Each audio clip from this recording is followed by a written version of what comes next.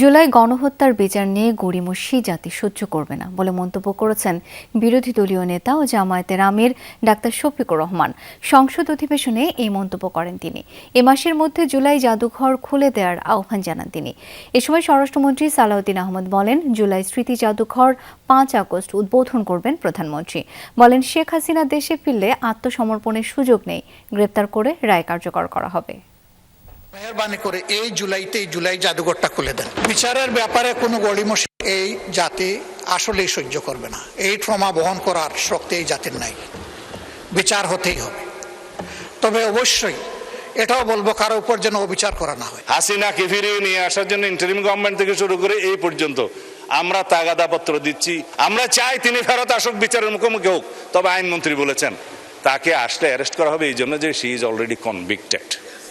সুতরাং তার আত্মসমর্পণের সুযোগ নাই।